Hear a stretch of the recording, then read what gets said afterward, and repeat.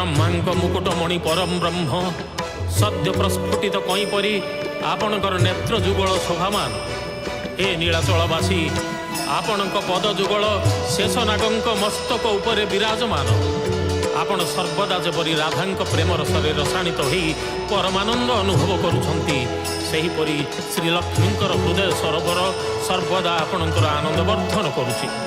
हे रमारमण जगन्नाथ स्वामी आपण मोर नयन पथगामी हुंतु।